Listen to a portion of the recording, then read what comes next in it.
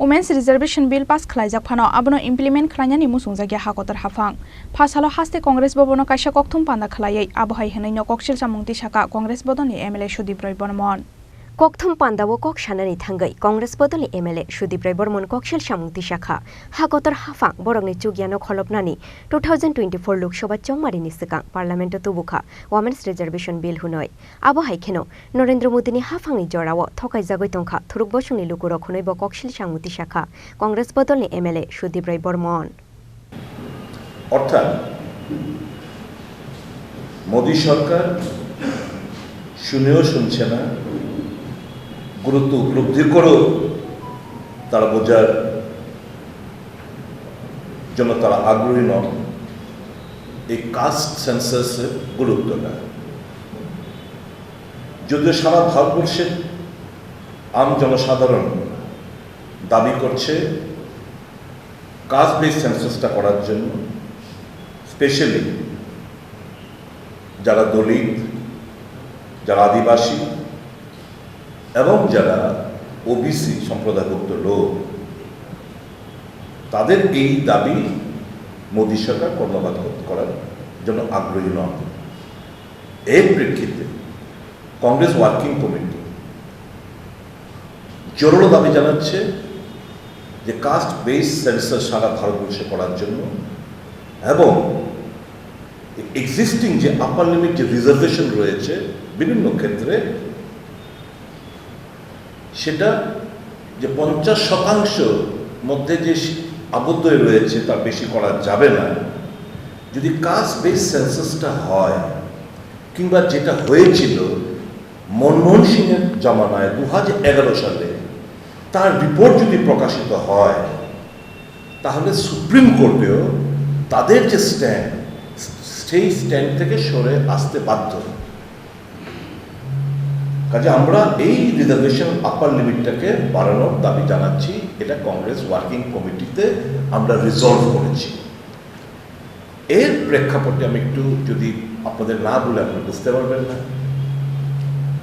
1931 সালে caste base census হয়েছিল ভারতবর্ষ স্বাধীন হওয়ার পর এর আগে একটা হয়েছিল 1872 সালে ব্রিটিশরা করেছে এবং মন্ডল কমিশনের যে রিপোর্ট সেটা ওই 1931 সালের যে সেন্সাসের রিপোর্টের ভিত্তিতে কিন্তু এটা করা হয়েছে এটা উপলব্ধি করে 2010 সালে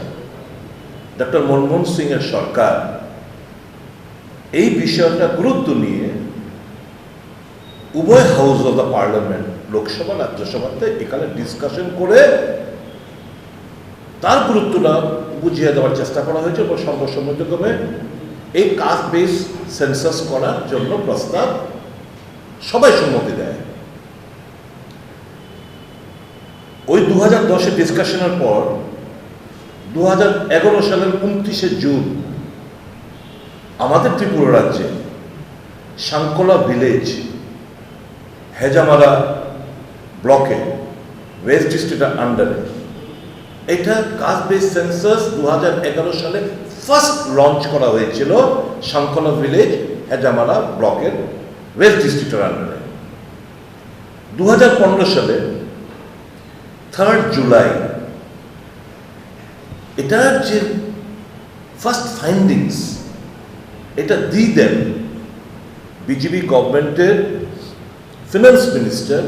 অরুণ জেটলি সাহেব সেগুলো রিভিল করেছিলেন এর মধ্যে কিছু ত্রুটি বিচ্যুতি ছিল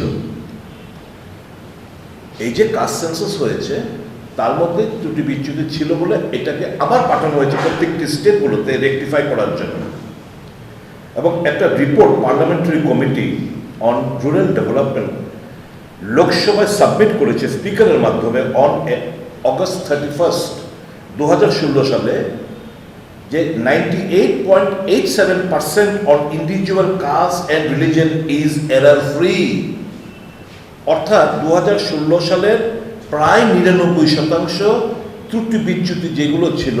সেগুলো রেকটিফাই করে প্রত্যেকটি স্টেট আবার পাঠানো হয়েছে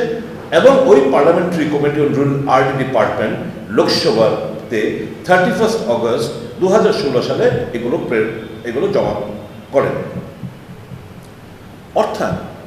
এই যে কংগ্রেস দল প্রত্যেক 10 বছর অন্তর অঞ্চল আপনারা জানেন সেন্সাসের কাজ হয়ে থাকে।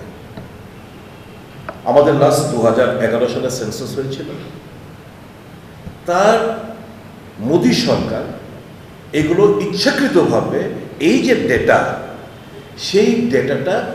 আমরা জনসমক্ষে আনতে চাইছে না, because of the fact can we not call them or term them as anti-Dalit, anti-tribes and anti-OBC? কারণ প্রত্যেকটি স্টেট আপনারা দেখেছেন, মহারাষ্ট্র বলুন, কর্ণাটক বলুন, বিভিন্ন স্টেটগুলো এই যে আপার যে লিমিটটা, এই আমাদের রাজ্যে, ছেড়ে দিন অন্য রাজ্যের কথা, আমাদের রাজ্যের almost 27% of the population are OBCs, যদিও সরকারিভাবে বলা হচ্ছে 24%, যদিও এই রিপোর্ট এখন আমরা জানি না, পেশ করা হয়নি। তো একটা আনুমানিক 24 থেকে 27% of the population are backward classes in our state. বিভিন্ন সরকারি যে স্কিমগুলো, কেন্দ্রীয় সরকারের, রাজ্য সরকারের স্কিমগুলো, ওবিসিরা কিন্তু ডিপ্রাইভ হচ্ছে। সরকারি সুযোগ সুবিধা থেকে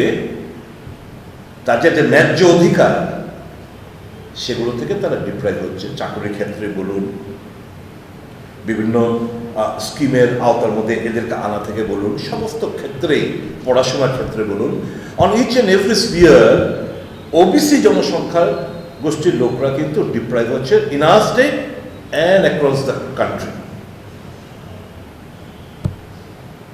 1931 যে সেন্সাস করা হয়েছিল, তখন 45% অফ দ্য কান্ট্রিম্যান, মানে দেশের প্রায় 45%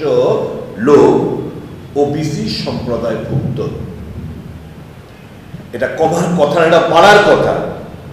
কাজে এটা যখন, এই ডেটাটা তো সেন্ট্রাল গভর্নমেন্টের কাছে আছে, রিভিল করছে না। এখন লোকসভায় ওমেন রিজার্ভেশন বিল পাস হয়ে গেল। আমাদের কি ডিমান্ড? ডিমান্ড হচ্ছে এমন দেশের মধ্যে এর আগে কিংবা কোথাও যে একটা আইন আমরা পাস করতে যাচ্ছি, সেটা এফেক্ট হবে আফটার এ ডেকেড। এই নতুন বিলে ক্লজ 5 বলা হয়েছে the reservation will come into force